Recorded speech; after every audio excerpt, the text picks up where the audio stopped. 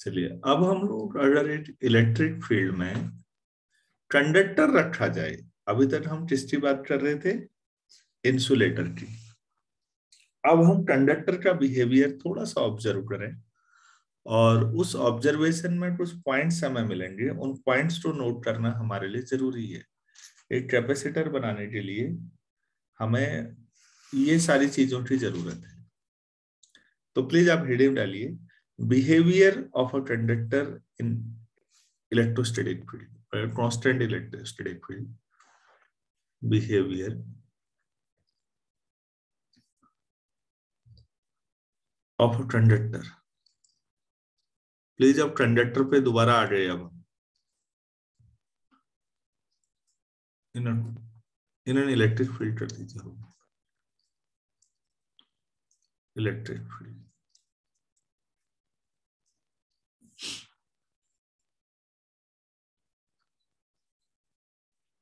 तो कोई electric field है और उसमें आपने कंडक्टर रख दिया, तो इलेक्ट्रिक फील्ड दिखाने का एक तरीका ये भी हो सकता है कि मैं दो प्लेटें दिखा दूं दूर दूर, थोड़ा दूरी पर। हाँ,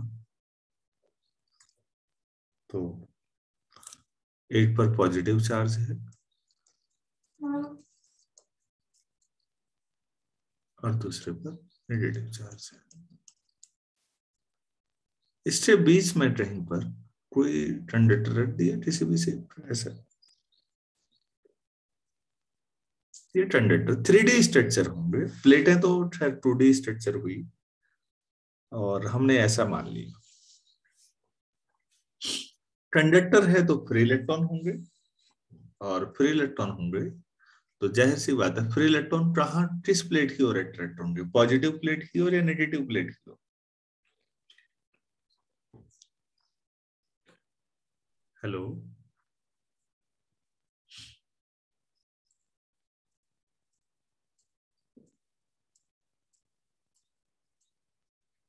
कुछ ऐसा होगा और उस वजह से यहाँ पर पॉजिटिव साइड नेगेटिव प्लेट की ओर ऐसा कुछ रहेगा, कुछ इस टाइप का डिवीजन रहेगा।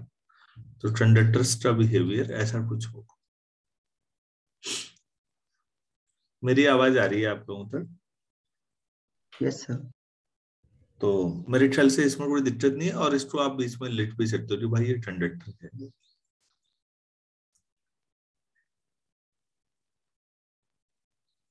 जिससे करंट फ्लो हो रही है। तो कंडक्टर का बिहेवियर ऐसा होगा कुछ। ठीक हो गया। तो अब हमने कुछ चीजें, क्योंकि हमने गॉस लॉ पढ़ लिया, कूलॉम लॉ पढ़ लिया, कंडक्टर के बारे में काफी कुछ पढ़ा है, तो उसको समराइज कर लेते हैं थोड़ा सा, ताकि हम कैपेसिटर के लिए प्रॉपर लैंग्वेज बना सकें। तो बच्चों इसमें नया थोड़ा सा होगा, पुराना काफी कुछ होगा। पुराना मतलब जो पिछले 2 चैप्टर पढ़े हैं। लिखिए इस बात को, let us consider a conductor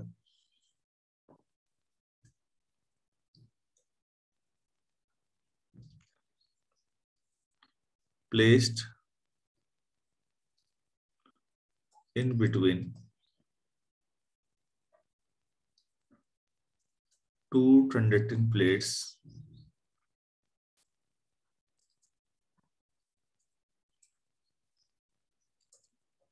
as shown कर दीजिए, जैसे दिखाया गया है। तो हमने जैसे दिखाया ऐसे 2 प्लेटें ले ली और potential difference is applied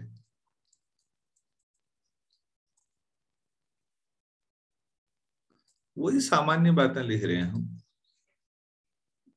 applied between the plates, between the plates। तो इससे क्या होगा,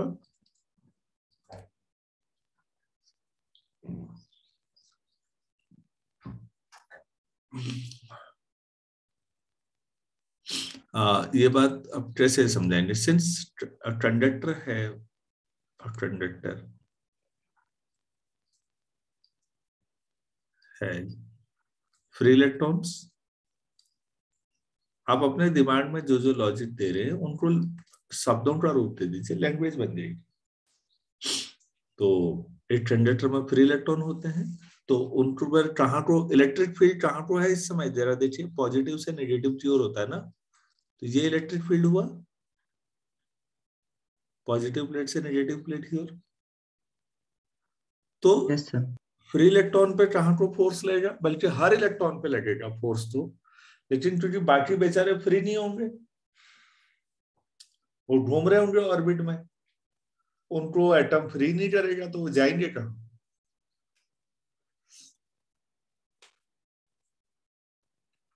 फोर्स तो सभी पे लगेगा, जो चार्ज पार्टिकल होगा इलेक्ट्रिक फील्ड में उस पर फोर्स लगेगा, वो चाहे प्रोटॉन हो वो चाहे इलेक्ट्रॉन हो। लेकिन प्रोटॉन की कहानी भी आपने देखी, प्रोटॉन न्यूक्लियस में है और न्यूक्लियर फोर्सेस तो बहुत ही ज्यादा पावरफुल होते हैं, तो वो तो बाहर जाने नहीं देंगे प्रोटॉन को। तो और इलेक्ट्रॉन पे भी लगेगा, इलेक्ट्रॉन भी अधिकतर इलेक्ट्रॉन ऑर्बिट्स में घूमते ही रह जाएंगे, लेकिन जो फ्री इलेक्ट्रॉन है वो क्योंकि फ्री है तो वो चल देंगे। कहां तक जा पाएंगे मैक्सिमम, वो सरफेस तक, बेचारे इससे बाहर वो भी नहीं जा पाएंगे, तो वो मेटल की सरफेस पर बस यहीं पर रहेंगे। तो वो प्लस प्लेट की ओर माइनस चार्ज, तो अब यहाँ इलेक्ट्रॉनों की कमी होने की वजह से दूसरी साइड में पॉजिटिव बढ़ जाएगा। क्या ये क्लियर हो चुका है पूरा स्ट्रक्चर? हाँ सर, क्लियर है। Since a conductor has free electrons, अब हमें ये लिखना है, सो these free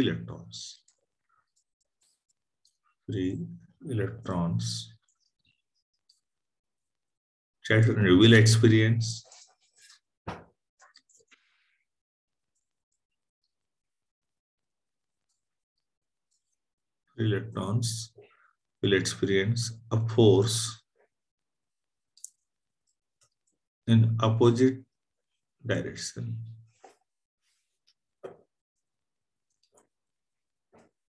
किसकी अपोजिट डायरेक्शन? Electric field. हाँ, very good, of electric field, and will drift. Drift कहीं पढ़ा था हमने 11th में मैकेनिक्स में, याद आ रहा है? नहीं। अगर नदी का बहाव इधर को है, आपने इधर को जंप मारी नदी के परपेंडिकुलर, तो आइडियली आपको यहां पहुंचना चाहिए था ए से बी तक, लेकिन ये बहाव आपको थोड़ा ड्रिफ्ट कर देगा और फाइनली आप कहीं यहाँ सी पर पहुंचेंगे। याद आ रहा था? ड्रिफ्टिंग ऐसी हाँ होगी। सर। तो ड्रिफ्ट का मतलब समझिए, यहाँ नदी का बहाव आपको ड्रिफ्ट करके थोड़ा नीचे ले जाता है, तो यहाँ पर इलेक्ट्रॉन्स जो है वो ड्रिफ्ट हो जाते हैं। कहाँ को हो जाते हैं ये लिखा है, लास्ट सेंटेंस को ढंग से पढ़िए। So these free electrons will experience a force in opposite direction of electric field and will drift. कहाँ को ड्रिफ्ट? जहां को फोर्स लगेगा यार, तो अपोजिट डायरेक्शन में लगेगा तो वहीं को ड्रिफ्ट हो जाएंगे, तो इसीलिए मैंने डायग्राम बनाया भी है। अब इलेक्ट्रॉन इधर आएंगे तो ये चार्ज का रिडिस्ट्रीब्यूशन हो गया ना अंदर, तो लिखिएगा due to this charge redistribution,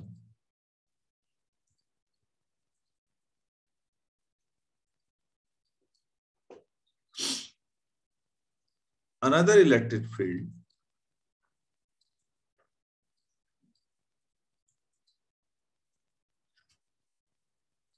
within the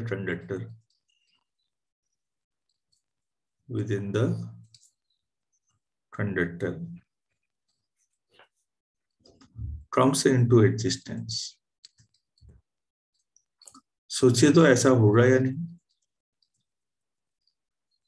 अब केवल कंडक्टर को गौर करो तो कंडक्टर की एक सरफेस पे प्लस चार्ज है, एक तरफ माइनस चार्ज है, तो कंडक्टर में होगा या नहीं होगा इलेक्ट्रिक फील्ड? हाँ सर। और ये जो इंड्यूस्ड इलेक्ट्रिक फील्ड है ये ठीक अपोजिट डायरेक्शन में होगा, जो एक्सटर्नल इलेक्ट्रिक फील्ड है उसके अपोजिट होगा ना। Yes sir. तो यही लाइन लिखी है, due to this charge redistribution another electric field within the conductor comes into existence। लेकिन भाई धीरे धीरे क्या होगा बच्चों कि ये अंदर का इलेक्ट्रिक फील्ड वहां तक पहुंच जाएगा कि बाहर वाले इलेक्ट्रिक फील्ड को के बराबर हो जाए। इससे क्या होगा कि कंडक्टर के अंदर नेट इलेक्ट्रिक फील्ड 0 हो जाएगा। और ये गॉस लॉ को सही करने के लिए भी जरूरी है ना। पिछला सोचिए, conductor with in the conductor net electric field क्या होता है सर? 0। 0 होता है। तो वो 0 तभी हो पाएगा, आप मेरी बात समझ पा रहे हैं। ये गजब का डिस्ट्रीब्यूशन है कंडक्टर्स में, वो इस तरह से हो जाएगा कि नेट इलेक्ट्रिक फील्ड 0 हो जाए अंदर। तो इस बात को फिर लिख लेते हैं नई लाइन से। तो ये प्रोसेस समझनी जरूरी है। लोड सोचते हैं इस चैप्टर में तो कैपेसिटर पढ़ाने हैं, सीरीज पैरेलल लगाओ, जैसे रेजिस्टेंस पढ़ाने थे वैसे न्यूमेरिकल कराओ। लोग यही करते रहते हैं। अरे वो भी ठीक है, वो भी हम करेंगे, लेकिन पहले थोड़ी थ्योरी समझ लो। अब क्या लिखें यार, due to this charge distribution another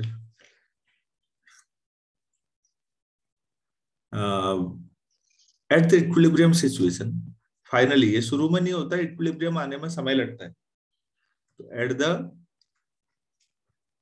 equilibrium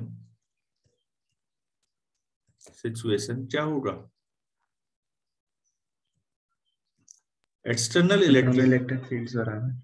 हाँ, external electric field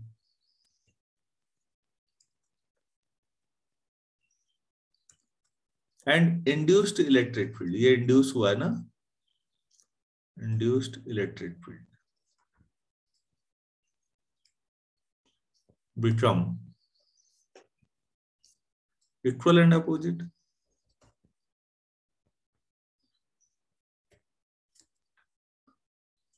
So net electric field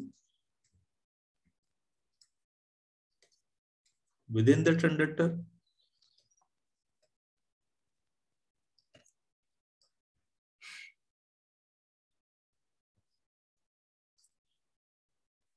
will be 0। और ये सही भी है, हम ये भी लिख देते हैं कि विच इज इन अकॉर्डेंस, जो अभी तक पढ़ाई लिखाई की है भाई 2 यूनिट हुए, which is in accordance to Gauss law. नहीं तो आप कह देते आज तो आपने कंडक्टर के अंदर इलेक्ट्रिक फील्ड पैदा कर डाला।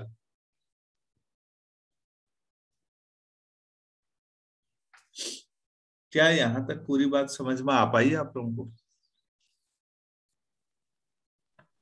Yes sir. तो कंडक्टर के अंदर नेट इलेक्ट्रिक फील्ड कैसे 0 होता है, उस बात को हमने समझने की कोशिश की थोड़ा सा ध्यान से। मेरे ख्याल से यहां तक तो कोई दिक्कत नहीं होनी चाहिए। अब हम इसको थोड़ा सा आगे बढ़ाते हैं बात को। और भी इसमें छोटे छोटे पॉइंट्स हैं जो हमें ऑब्जर्व करने चाहिए। तो मैं ऐसा लिख देता हूं नई लाइन से लिखिए, हमारे सारे ऑब्जर्वेशन को पॉइंट वाइज बनाए थे। देखिए, the following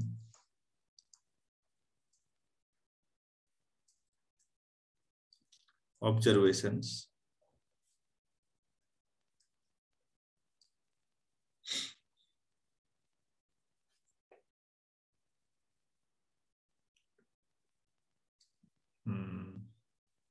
can be summarized।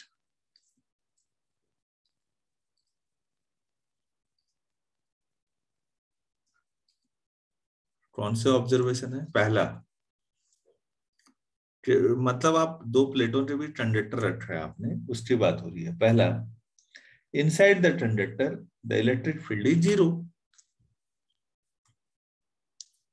आपके ये तो हमें पहले ही पता था।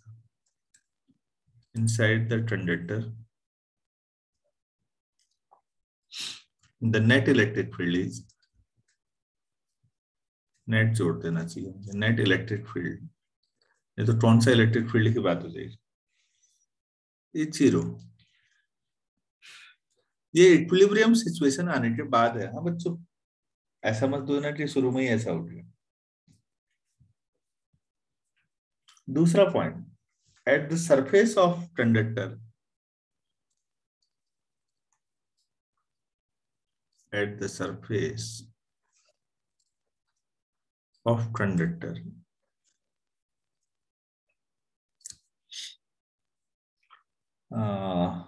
इलेक्ट्रिक फील्ड की डायरेक्शन क्या होगी, उससे नॉर्मल होगी ना। at the surface of conductor the direction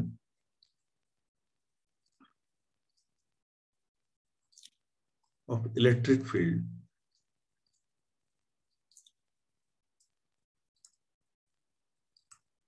is perpendicular to the surface। इस पॉइंट पे थोड़ी बातचीत कर लेते हैं, ये बड़ा महत्वपूर्ण पॉइंट है भाई। ऐसा करते हैं बच्चों, इसमें फिर मैं बना लेता हूं एक बार। अब मैं प्लेटों को ऐसा बना लूं, अब तो समझ में आ ही रहा है, ठीक है।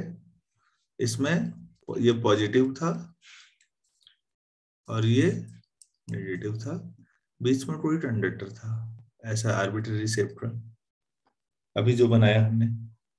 इसमें यहाँ पर पॉजिटिव चार्ज इंड्यूस हो गया था और यहाँ नेगेटिव चार्ज इंड्यूस हुआ था। इतनी कहानी हमने अभी बनाई पीछे। अब हम, ये कंडक्टर है, हाँ क्या है ये, कंडक्टर, ठीक हो गया। तो ये कह रहे हैं कि फील्ड लाइंस पॉजिटिव चार्ज से बाहर को निकलती है ना बच्चों, तो पॉजिटिव साइड अभी इधर को है, तो यहां से बाहर को निकलेंगी, यहां को पहुंचेंगी नेगेटिव की तरफ। तो प्लीज ये ध्यान दीजिए बनाते समय, ये इस तरह से बनेंगी कि सरफेस का कोई भी हिस्सा हो वहां पर टेंजेंट है जो उससे परपेंडिकुलर होंगी। अरे भाई मैं क्या कह रहा हूँ, समझ में आ रहा है। कोई सरफेस है ना, हाँ सर। देखो ये सरफेस है, ये पॉइंट है पी, इस पॉइंट पे टेंजेंट मतलब ये लाइन, और इससे परपेंडिकुलर मतलब ये, तो फील्ड लाइंस परपेंडिकुलर डायरेक्शन में जा रही है सरफेस की, मतलब ये एंगल 90 होगा, हम ये कहना चाह रहे हैं। तो हर जैसा भी टेढ़ा मेढ़ा सरफेस है, हर सरफेस पर सोचो टेंजेंट कैसे होगी और फिर परपेंडिकुलर डायरेक्शन में बाहर को निकालो लाइनों को। हर पॉइंट पर टेंजेंट ऐसी होगी, काल्पनिक सोचो और उससे परपेंडिकुलर डायरेक्शन में निकालो बाहर को। और यहां भी पॉजिटिव से नेगेटिव की ओर जाएंगी लाइनें, इधर देखिएगा, फिर पॉजिटिव प्लेट ये है तो ये ऐसे आई, ये मैंने कोशिश ये की जब ये सरफेस पर मिले तो वहां टेंजेंट के परपेंडिकुलर हो। मैं समझा पा रहा हूँ क्या कहना चाह रहा हूँ, ये ऐसे बना दिया। हाँ सर। मानवेंद्र या नेल, आपको आ रहा है समझ में? Yes sir. ये देखिएगा प्लीज, कोशिश ये करनी है कि लाइनें सरफेस से बाहर को निकले या सरफेस पर मिले, वहां पर टेंजेंट के परपेंडिकुलर होंगी, कुछ ऐसा बनाना है।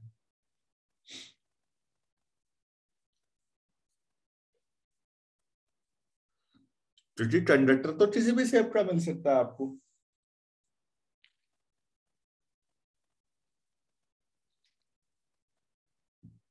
आप कहेंगे कि ऐसा होना क्यों जरूरी है, अब अगला सवाल ये उठेगा, ये तो ऐसा हो गया कि मैंने कह दिया साहब ऐसा होगा, मतलब मैं कौन होता हूं कहने वाला, साइंस तो कहना चाहिए।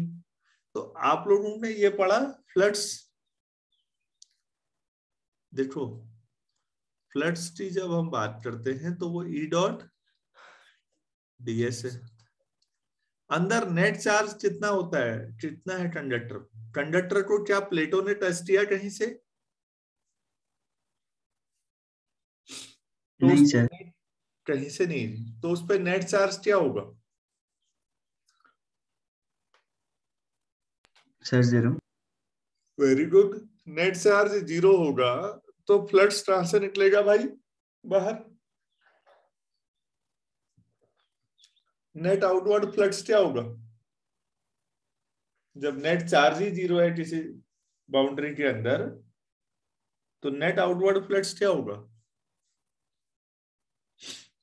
सर 0। तो फाई अगर 0 होगा तो ई डॉट डी एस 0 होगा। तो ई डॉट डी एस 0 होगा, दो वेक्टर का डॉट प्रोडक्ट कब 0 होता है? सर 90 डिग्री पे। हाँ बच्चों, वेक्टर प्रोडक्ट सोचो, दो वेक्टर का हमने पढ़ रखा है कि ए डॉट बी जो होता है magnitude of A magnitude of B और बीच का एंगल क्रॉस थीटा। तो फिर मैग्नीट्यूड तो पॉजिटिव ही होगा, दो मॉड है, वेक्टर की लंबाई है, तो क्रॉस थीटा 0 हो सकता है, वो भी तब हो सकता है जब थीटा π/2 हो। तो ये π/2 किन के बीच एंगल होगा? ए और बी के बीच ना। ये तो वेक्टर का लॉ है। अब यहां पर बताइए ई डॉट डी एस 0 है, तो ई और डी एस के बीच 90 एंगल होना चाहिए। तो सरफेस का मतलब वहां पर टेंजेंट और इलेक्ट्रिक फील्ड उससे परपेंडिकुलर। तो इलेक्ट्रिक फील्ड कंडक्टर से जब भी फ्लक्स लाइन अंदर को या बाहर को आती है, वो सरफेस पर परपेंडिकुलर सेंस में घुसती हैं या बाहर निकलती है। क्या मैं समझा पाया पूरी बात? Yes sir. तो मुझे लिखा भी देना चाहिए, अभी तो समझा दिया, कॉपी में सब गायब हो जाएगा बाद में। इस बात को लिख लेते हैं, since net electric charge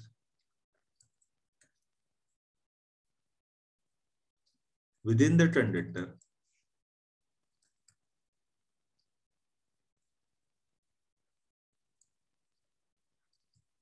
is 0। Bracket में लिखना भाई, ताकि तुम्हें याद भी रहे। क्योंकि भाई जो कंडक्टर था उसको डायरेक्ट टच थोड़ी हो रहा कहीं, ये तो लाइनें तो काल्पनिक है, ये तो फ्लक्स लाइनें है ना।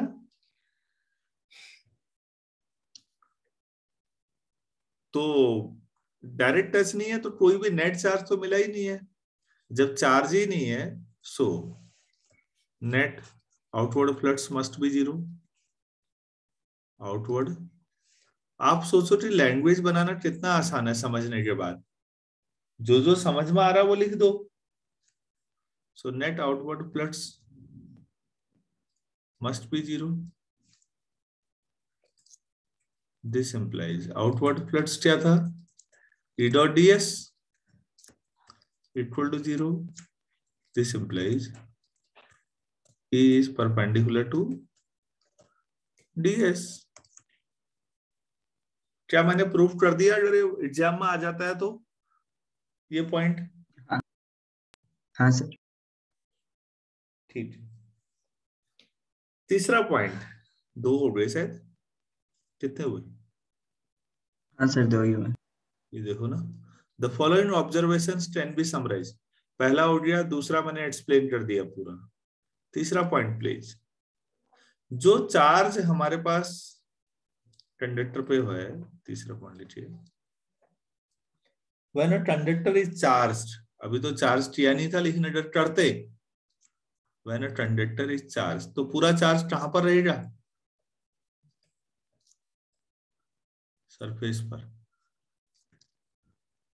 When a conductor is charge, the acquired charge, जो आपको मिला है चार्ज करने की वजह से आपने एक्वायर किया है, द एक्वायर्ड चार्ज कहां होगा? एक्वायर्ड चार्ज कैसे लिखें? Resides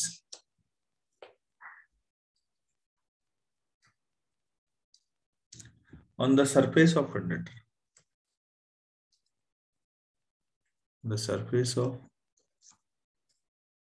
conductor।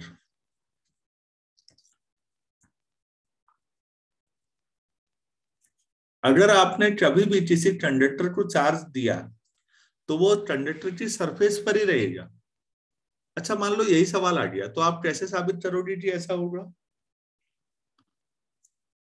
कंडक्टर के अंदर क्यों नहीं रह सकता? सर क्योंकि जो फ्री इलेक्ट्रॉन्स है सर वो पॉजिटिव प्लेट की तरफ आ जाएंगे और दूसरी साइड ज्यादातर प्रोटॉन्स बचेंगे। नहीं नहीं, अभी तो एक जनरल बात है, ये कोई कंडक्टर कहीं पर रखा हुआ है, आपने उसे कुछ चार्ज दे दिया, तो वो सारा चार्ज सरफेस क्यों कह रहे हैं आप? कंडक्टर सर क्योंकि खोखला नहीं है, अंदर भी है। उनके बीच में सर रिपल्शन होगा और वो सब जितना दूर जा सके बिल्कुल। वहां पर हाँ, पहुंच ये भी जाएंगे। कह सकते हैं। आप ये भी तो सोचिए, अगर इलेक्ट्रॉन, फ्री इलेक्ट्रॉन जितने वो ले लिया आपने उससे, अब आपने उसको पॉजिटिव चार्ज दे दिया ना, फिर एक तरह से इलेक्ट्रॉन तो ले लिए उससे, जा तो इलेक्ट्रॉन ही सकते थे, पॉजिटिव आयन तो कहीं मूव ही नहीं कर सकते। अब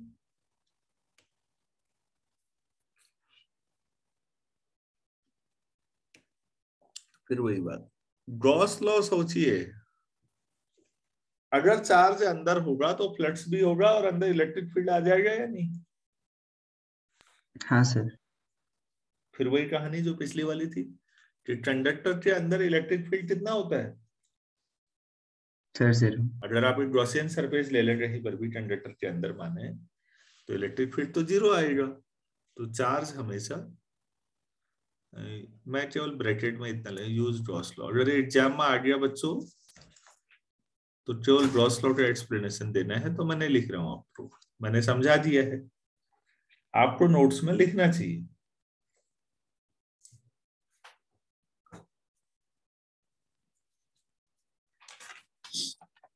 तो नेक्स्ट पॉइंट लिखिए प्लीज।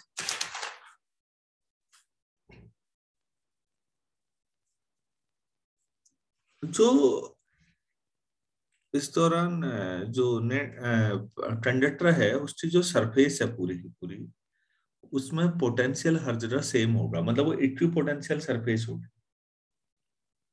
जो कंडक्टर मैंने बनाया नहीं था आर्बिट्ररी, इस प्रोसेस के दौरान अभी जैसे इसकी जो सरफेस है वो क्या होगी, कैसी होगी? Equi potential surface. क्यों होगी? लिखिए please next point, the entire body of the conductor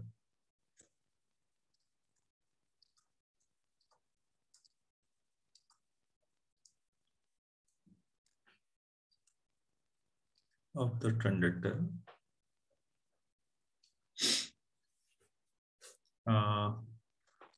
पूरी का मतलब इंक्लूडिंग इट्स सरफेस, हाँ, इंक्लूडिंग इट्स सरफेस, आप ऐसे भी कह सकते हैं, is at constant potential, is at constant potential. पूरी जो एंटायर बॉडी है कंडक्टर की वो कांस्टेंट पोटेंशियल पर रहेगी, तो एक ही पोटेंशियल पर रहेगी, तो इक्वी पोटेंशियल सरफेस हो गई नहीं। आप लोगों ने, आप पिछला चैप्टर याद करिए, जैसे हॉलो स्फीयर अगर होता था तो अंदर जो पोटेंशियल होता था वो कांस्टेंट होता था और इलेक्ट्रिक फील्ड अंदर 0 होता था। वो कांस्टेंट उतना ही होता था जितना बाहर आपके पास पोटेंशियल की मात्रा होती थी सरफेस पर, उतना ही अंदर भी होता था, पोटेंशियल सेम होता था हर जगह। क्या ऐसा याद है आपको? ये हाँ डेरिवेशन तो सर। कराए हैं मैंने, पॉइंट बाहर भी ले रखा था, सरफेस पर भी ले रखा था, अंदर भी ले रखा था, तो वही बात तो जनरलाइज हुई है। अगर भाई पोटेंशियल जितना अंदर है उतना ही सरफेस पर है, तो यही लाइन तो लिखी है मैंने यहाँ पर। Yes sir. तो आप इस बात को उसी जे उससे लिख सकते हैं कि हमने जो पढ़ा है पीछे, उस हिसाब से नेट वर्क डन आप ऐसे कह सकते हैं, या इक्वी पोटेंशियल है तो वर्क डन भी 0 होगा, तो वर्क से भी आप बता सकते हैं, तब भी आ जाएगा, लेकिन ये ज्यादा अच्छा था जो मैंने अभी बताया। क्या एक्सप्लेन कर लोगे 2-3 लाइनें? कि स्पेरिकल सेल ले लीजिए, उसकी सरफेस पर जितना पोटेंशियल है उतना ही अंदर भी है, पोटेंशियल हर जगह बराबर है। यही बात मैं यहां भी कह रहा हूं एक जनरल कंडक्टर के लिए।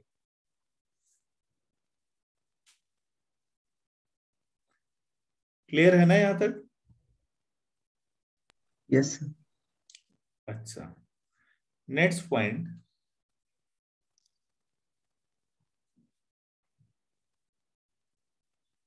पांचवा, electric field at the surface of a charged conductor. At the surface of a charged conductor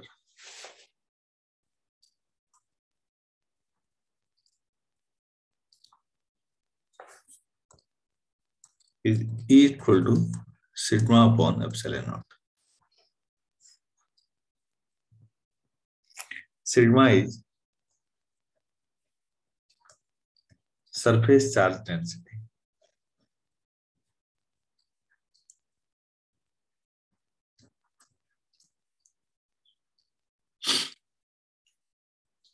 इसमें टाइम लगेगा, अब जूम कह रहा है कि इतना टाइम इसमें नहीं है अभी, तो बच्चों आज तो संडे है, हम लोग अभी और पढ़ सकते हैं, तो हम ठीक 5:50 पे दोबारा जुड़ते हैं। इसमें टाइम लगेगा थोड़ा सा, मैं इसको प्रूफ कर दूं, मैं इस मीटिंग को एंड कर 5:50 पे दोबारा जुड़ेंगे। Thank you.